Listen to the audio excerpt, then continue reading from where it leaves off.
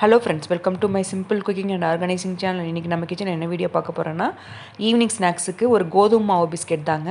ஹெல்த்தியாக எப்படி செய்யலாங்கிறது பார்த்துடலாம். அது கூடவே பார்த்திங்கன்னா, ஒரு லேசி டே இல்லைன்னா நமக்கு ரொம்ப உடம்பு டயர்டாக இருக்குது, அந்த சமயத்தில் சிம்பிளாக பிரேக்ஃபாஸ்ட் லன்ச் மனு எப்படி செய்யலாங்கிறது உங்கள் கூட ஷேர் பண்ணிக்கிறேன். வாங்க இதெல்லாம் எப்படி செய்கிறதுங்கிறது பார்த்துடலாம். அதுக்கு முன்னாடி என்னோடய சேனலை சப்ஸ்கிரைப் பண்ணாமல் பார்க்குறவங்க சப்ஸ்கிரைப் பண்ணிக்கோங்க. அப்படியே பக்கத்தில் இருக்கிற பெல் ஐக்கான் பட்டனை ப்ரெஸ் பண்ணிவிட்டு ஆளுங்கிற ஆப்ஷனை சூஸ் பண்ணிக்கோங்க. அப்போ தான் நான் எப்போ வீடியோஸ் போட்டாலும் உங்களுக்கு நோட்டிஃபிகேஷனில் வரும். இப்போ வாங்க வீடியோக்குள்ளே போயிடலாம்.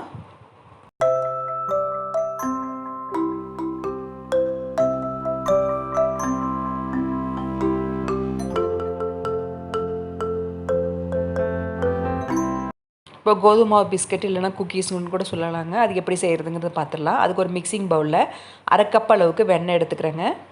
நீங்கள் வெண்ணெய்க்கு பதிலாக எண்ணெய் கூட சேர்த்துக்கலாம். ஆனால் வெண்ணெய் எடுத்தோம் அப்படின்னா கொஞ்சம் டேஸ்ட் நல்லாயிருக்கும். அது கூட பார்த்திங்கன்னா அரை கப் அளவுக்கு பவுட்ரு பண்ண சுகர் அரை கப் அளவு எடுத்துக்கிறேங்க. இதை நல்லா பீட் பண்ணிக்கலாம். நல்லா பீட்டர் வச்சு, எலக்ட்ரிக் பீட்டர் வச்சு நான் பீட் பண்ணிக்கிறேன். உங்களுக்கு விஸ்க் இருந்துச்சுன்னா நீங்கள் கையில் ஒரு டைம் எடுத்து கொஞ்சம் நல்லா அடிச்சுக்கோங்க. நல்லா க்ரீமியாக வர வரைக்கும் அடிச்சுக்கலாம். பார்த்திங்கன்னா இந்த மாதிரி நல்லா க்ரீமியாக வரணுங்க. அந்த அளவுக்கு அடிச்சுட்டு இப்போ இது எல்லாமே ஒன்றா சேர்த்துக்கலாங்க. லோ ஸ்பீடில் வச்சுட்டு ஒரு 2 நிமிஷம் நீங்கள் அடித்தா கூட போதும். இப்போ பார்த்திங்கன்னா இந்த அளவுக்கு க்ரீமியாக வந்திருக்கு. இது எல்லாமே ஒன்றா சேர்த்து விட்டுடலாங்க. அடுத்து ஒரு சல்லடை எடுத்துக்கலாம். அதில் 1 கப் அளவுக்கு கோதுமை மாவு சேர்த்துக்கலாங்க. கொஞ்சம் ஹெல்த்தியாக இருக்கணுங்கிறதுக்காக கோதுமை மாவு சேர்த்துக்கிறேன். இல்லைன்னா நீங்கள் மைதா மாவு கூட சேர்த்துக்கலாம். 1 டீஸ்பூன் பேக்கிங் பவுடர், அரை டீஸ்பூன் பேக்கிங் சோடா, கொஞ்சமாக சால்ட்டு, இதெல்லாமே சேர்த்துட்டு நல்லா சளிச்சு விட்டுக்கலாம். இந்த பிஸ்கெட் செய்கிறதுக்கு அதிக பொருளும் தேவைப்படாதுங்க. டைமுமே பார்த்திங்கன்னா குயிக்காக செஞ்சு முடிச்சிடலாம். இப்போ பார்த்திங்கன்னா நல்லா சளிச்சு விட்டாச்சுங்க. இதை நல்லா மிக்ஸ் கொடுத்துட்டு அதுக்கப்புறமேட்டு நம்ம கையிலேயே மாவு பிணைஞ்சிடலாங்க. பாலெல்லாம் சேர்த்து தேவையில்லைங்க. நம்ம கை வச்சு பிணையும் போதே அந்த வெண்ணெயில் இருக்கிற ஈரப்பதம் நல்லா சப்பாத்தி மாவு பதத்துக்கு வந்துடும். இப்போ மாவு எல்லாம் ஒன்று சேர்ந்து வந்ததுக்கப்புறமேட்டு கொஞ்சமாக டூட்டி ஃப்ரூட்டி வீட்டில் இருந்து அதையுமே சேர்த்துக்கிறேன். சேர்த்துட்டு நல்லா மாவை பிணைஞ்சி விட்டுடலாம். நம்ம வீட்டில் என்ன இருக்கோ அதை சேர்த்துக்கலாங்க. நீங்கள் நட்ஸ் இருந்தால் கூட சேர்த்துக்கலாம். பார்த்திங்கன்னா நல்லா கலந்து விட்டாச்சுங்க. இதை ஒரு அரை மணி நேரம் என்ன பண்ணலான்னா ஃப்ரிட்ஜில் வச்சிடலாங்க. நல்லா மாவு செட் ஆகி வரட்டும். இப்போ லிட்டு போட்டு க்ளோஸ் பண்ணி ஃப்ரிட்ஜில் வச்சிட போகிறேன். இப்போ அரை மணி நேரம் ஆயிடுச்சுங்க. இப்போ பிஸ்கெட் டின்னுக்கு நம்ம மைதா மாவு எண்ணெயெல்லாம் போட்டு டஸ்டிங் பண்ணி வச்சுருக்கேங்க. இப்போ நம்ம கையில் உருட்டிக்கலாங்க. நமக்கு எந்த அளவுக்கு பிஸ்கெட் வேணுமோ அந்தளவுக்கு நம்ம உருட்டிக்கலாம். கையில் நான் சிம்பிளாக தட்டி இந்த மாதிரி சேர்த்துக்கிறேன், அவ்வளோதாங்க. இங்கே குக்கீஸ் கட்டுறதுனா கூட இந்த ஷேப்பில் வேணாலும் கட் பண்ணிக்கலாம். நான் சிம்பிளாக தான் இன்றைக்கி செஞ்சுருக்கேன். நான் இந்த மாதிரி கேக் ட்ரேயில் கொஞ்சமாக கேப் விட்டு விட்டு நம்ம தட்டி வச்சுக்கலாம். இப்போ அவனுமே பார்த்திங்கன்னா கன்வெக்ஷன் மோடில் 170 டிகிரிக்கு 10 நிமிஷம் ஃப்ரீ ஹீட் பண்ணி வச்சுருந்தேங்க. இப்போ எண்ட் ஆகிடுச்சுங்க. திரும்பவுமே பார்த்திங்கன்னா கன்வெக்ஷன் மோடு 170 டிகிரிக்கு பார்த்திங்கன்னா 20லேருந்து 25 நிமிஷம் கொடுத்துடலாங்க. கிறிஸ்பியாக வேணும், நல்லா மொறுமொறுன்னு வேணும் என்ன 25 நிமிஷம், இல்லை சாஃப்டாக வேணும்னா 20 நிமிஷத்தில் போதும். நான் 25 நிமிஷத்தில் எடுத்திருக்கேங்க, நல்லா கிறிஸ்பியாக வேணுங்கிறதுக்காக. இப்போ பிஸ்கெட்டெல்லாம் வெளியே எடுத்துட்டுங்க நல்லா ஆற விட்டுட்டு தான் நான் தட்டுக்கு மாற்றிருக்கேங்க. நான் அந்த சூடோடு எடுக்கும்போது பார்த்திங்கன்னா பிஸ்கெட் நல்லா உடஞ்சி விழுந்துடும். ஆற தான் நல்லா இறுகி நல்லா கிறிஸ்பியாக வரும். பார்த்திங்கன்னா சூப்பரான பிஸ்கெட் பார்த்திங்கன்னா ஒரு 25 நிமிஷத்தில் நமக்கு கிடச்சிருச்சுங்க. நல்லா ஹெல்த்தியானதும் கூட. நீங்கள் சர்க்கரைக்கு பதிலாக நாட்டு சர்க்கரை கூட யூஸ் பண்ணிக்கலாம். கண்டிப்பாக நீங்களும் செஞ்சு பாருங்கள். இது குக்கர்லேயும் செய்யலாங்க. குக்கர்லேயும் பார்த்திங்கன்னா 25லேருந்து 30 நிமிஷத்துக்குள்ளே தான் டைம் எடுக்கும்.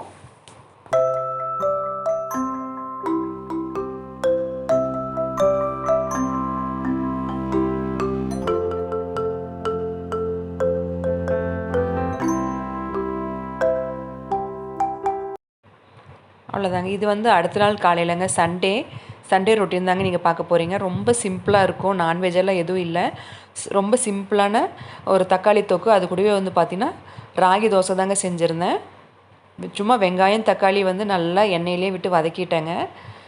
தக்காளி தொக்கு மாதிரி வந்ததுக்கப்புறமேட்டு ஆஃப் பண்ணிவிட்டு நம்ம கிறிஸ்பியாக ராகி தோசை செஞ்சுருக்கேன். அது கூடவே தக்காளி தொக்கு சாப்பிடும்போது ரொம்ப சூப்பராக இருந்தது. எப்போவுமே பார்த்திங்கன்னா சண்டே ரொம்ப வேலை இருந்துகிட்டே இருக்குங்க. இந்த வாரம் சண்டே கொஞ்சம் எல்லா வேலையும் தகர்த்திட்டு நமக்கான ஒரு மீ டைம் மாதிரி சிம்பிளாக நமக்கு என்ன தோணுதோ அதை செஞ்சு சாப்பிட்லான்னு சொல்லிட்டு டிசைட் பண்ணியாச்சு. அடுத்து பார்த்திங்கன்னா மதிய லஞ்ச் என்னென்னா முட்டை பிரியாணி தாங்க. இதுவுமே பார்த்திங்கன்னா ரொம்ப சிம்பிள் தாங்க. பிரியாணி மசாலாலாம் சேர்த்துட்டு வெங்காயம் தக்காளி இஞ்சி பூண்டு விழுது, நம்ம வீட்டில் அரைச்ச பிரியாணி மசாலா கொஞ்சம் சேர்த்துருக்கேன், கரம் மசாலா, உப்பு, இது எல்லாமே சேர்த்து விட்டுட்டேங்க. முட்டையும் வந்து பார்த்திங்கன்னா கொஞ்சமாக மஞ்சத்தூள், மிளகாய்த்தூள், உப்பு இது எல்லாமே எண்ணெயில் வந்து ஃப்ரை பண்ணி எடுத்துக்கிறேன்.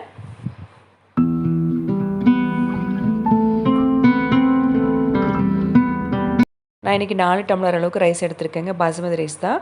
8 டம்ளர் அளவுக்கு தண்ணி சேர்த்துட்டேங்க. ரைஸுமே சேர்த்துட்டேன். ரைஸு தண்ணியில் இந்த மாதிரி ஒன்றா கலந்து வந்ததுக்கப்புறமேட்டு நம்ம எண்ணெயில் ஃப்ரை பண்ணி வச்சுருந்த எக்கை வந்து ஒன்றா சேர்த்துக்கலாங்க. சேர்த்துட்டு நம்ம மீடியம் ஃப்ளேமில் ரொம்ப சிம்மில் வந்து பார்த்திங்கன்னா 8லேருந்து 10 நிமிஷம் வரைக்கும் விட்டுறலாம். விசில் வரணும்னு கூட அவசியம் இல்லைங்க. 10 நிமிஷத்துக்கு அப்புறம் நம்ம வந்து ஓப்பன் பண்ணி பார்த்துட்டோன்னா சூப்பரான எக் பிரியாணி வந்து ரெடி ஆயிரும். டேஸ்ட் வந்து அவ்வளோ சூப்பராக இருந்ததுங்க. நல்லா சுட சுட சாப்பிடும்போது அருமையாக இருந்தது. சாப்பிட்றதுக்கு ஒரு 1/2 மணி நேரம் முன்னாடி செஞ்சால் கூட போதுங்க. நம்ம சண்டே என்ன தான் நான்வெஜ் 4-5 வகை செஞ்சாலுமே இந்த மாதிரி ஒரு டைம் சிம்பிளாக ஒரு டைம் செஞ்சு சாப்பிடும்போது ஒரு சாட்டிஸ்ஃபேக்ஷன் கண்டிப்பாக இருக்க தான் செய்யுது.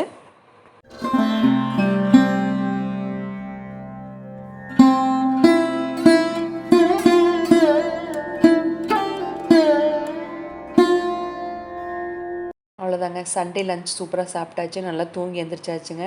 சூடான ஒரு காஃபி குடிச்சிட்டு நைட்டு டின்னர் வந்து என்ன செய்யலாங்கிறத யோசிக்கலாம். அதுவுமே வந்து பார்த்திங்கன்னா ரொம்ப சிம்பிளாக தாங்க செய்ய போகிறேன். இப்போ முதல்ல காஃபியை குடிச்சிட்டு அதுக்கப்புறமேட்டு நம்ம டின்னர் வேலையிலலாம் பார்த்துடலாம். நைட் டின்னருக்கு வந்து பார்த்திங்கன்னா எக் நூடுல்ஸ் தாங்க செய்ய போகிறேன்.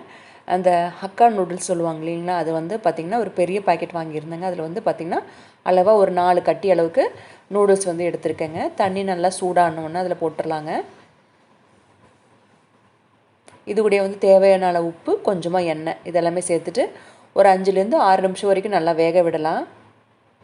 ரொம்ப வேக விடக்கூடாதுங்க. அது வந்து எப்படின்னா நம்ம நல்லா கொதித்து வரும்போது அது நம்ம கையில் வந்து தொட்டு பார்க்கும்போது நல்லா கட் ஆகிடுச்சுன்னா வெந்துருச்சுன்னு அர்த்தம். இப்போ நூடுல்ஸ் பார்த்திங்கன்னா வெந்துருச்சுங்க. இப்போ வடிகட்டியில் வடிகட்டி வச்சுருக்கேன். கொஞ்சமாக மேலே எண்ணெய் விட்டுட்டோம் அப்படின்னா ஒன்று மேலே ஒன்று ஒட்டாமல் வரும். இப்போ நூடுல்ஸ் வந்து ஃப்ரை பண்ணுறதுக்கு தேவையான பொருளை எடுத்து வச்சுருக்கேங்க. ஒரு 2 பெரிய வெங்காயம், ஒரு 4 தக்காளி, 3 முட்டை எடுத்துருக்கேங்க. கொஞ்சமாக கேரட், பீன்ஸு, இஞ்சி பூண்டு விழுது இதெல்லாமே எடுத்து வச்சுருக்கேங்க. ஒரு கடாயில் வந்து பார்த்திங்கன்னா தேவையான அளவு எண்ணெய் விட்டுக்கலாம். முதல்ல வந்து எக்கு வந்து ஃப்ரை பண்ணி எடுத்துக்கலாங்க. ஒரு 2 ஸ்பூன் அளவுக்கு எண்ணெய் சேர்த்து விட்டுருக்கேன். அதில் வந்து பார்த்திங்கன்னா நாங்கள் 3 பேர் தான் சாப்பிட போகிறாங்கிறதுனால 3 எக்கு சேர்த்துக்கிறேன். உங்களுக்கு எக் வந்து எந்த அளவுக்கு தேவையோ அதில் சேர்த்துக்கலாம்.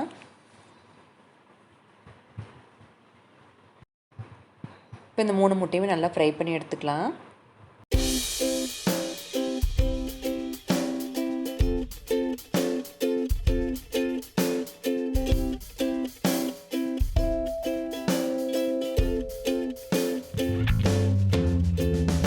இப்போ முட்டை வந்து பார்த்திங்கன்னா இந்த அளவுக்கு நல்லா உதிரி உதிரியாக நல்லா கிறிஸ்பியாக ஃப்ரை ஆகி வந்துருச்சுங்க. இதை வந்து ஒரு தட்டுக்கு மாற்றிடலாம்.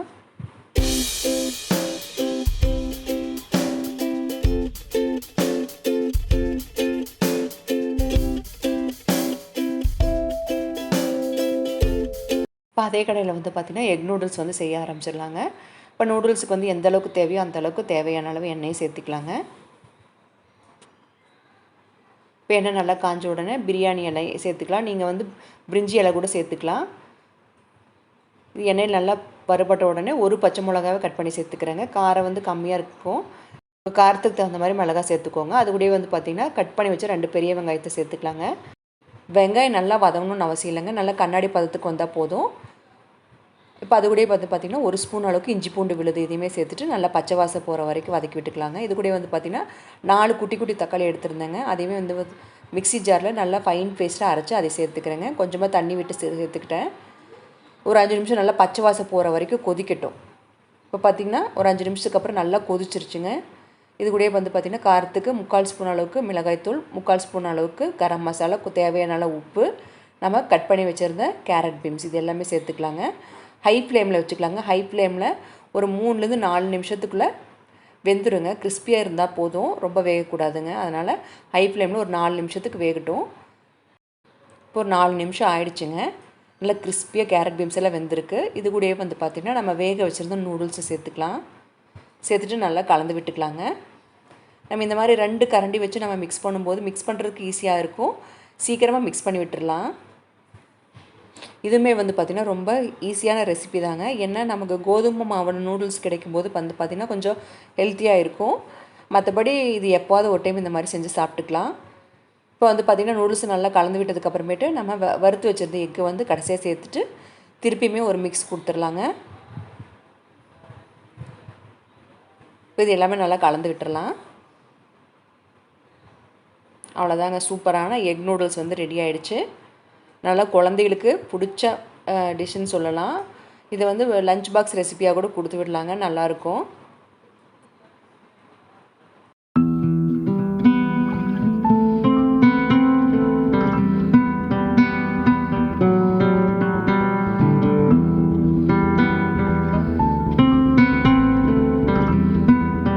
அவ்வளோதாங்க, சண்டே ரொட்டீன் வந்து முடிஞ்சிருச்சுங்க. இது வந்து மண்டே காலையில் எடுத்தது தாங்க. மண்டே காலையில் எல்லாருக்குமே வந்து பரபரப்பாக இருக்கும். நானுமே வந்து பார்த்திங்கன்னா லஞ்சு பிரேக்ஃபாஸ்ட் வேலைகள்லாம் முடிச்சுட்டேன். சண்டே எந்த அளவுக்கு லேசியாக இருந்தோமோ அதுக்கு ஆப்போசிட்டாக வந்து பார்த்திங்கன்னா மண்டே கொஞ்சம் நல்லா பிரிஸ்காகவும் ஆக்டிவாகவும் இருந்தே ஆகணும். ஏன்னா எல்லாருக்குமே வந்து பார்த்திங்கன்னா ரெகுலர் ஒர்க்கு இருந்தே இருக்கும். அதுக்கு நம்ம எப்போவுமே வந்து பார்த்திங்கன்னா கொஞ்சம் ஆக்டிவாக இருந்தால் தான் ஆகும். இப்போ வந்து லஞ்ச் பிரேக்ஃபாஸ்ட் எல்லாம் முடிச்சிட்டேங்க. முடித்த கையோட வந்து பார்த்திங்கன்னா பாத்திரத்தையும் கழுவிட்டேன். முதல் நாள் வந்து செஞ்சுருந்த பாத்திரங்களெல்லாம் வந்து பார்த்திங்கன்னா நான் வந்து கபோர்ட்லேயுமே ஸ்டோர் பண்ணிக்கிறேன். அவ்வளோதாங்க. ஆஸ் யூஷுவல் வந்து பார்த்திங்கன்னா கிச்சன் கவுண்டர் டாப் வந்து க்ளீன் பண்ணுற வேலை தான். அதேமாரி தான் இப்போ பண்ணிகிட்ருக்கேன் நான். லஞ்ச் வந்து பார்த்திங்கன்னா பாசிப்பருப்பு, காலையில் வச்ச ரைஸுங்க, அது கூட வந்து பார்த்திங்கன்னா ரசம், பொரியல், தயிர், இது எல்லாமே தாங்க. இப்போ கிடுகிடுன்னு வந்து பார்த்திங்கன்னா நம்ம கேஸ் ஸ்டவ்வுமே தொடச்சி விட்டுறலாம். இது எப்போவுமே வந்து பார்த்திங்கன்னா நம்ம ரெகுலராக செய்யக்கூடிய வேலை தான்.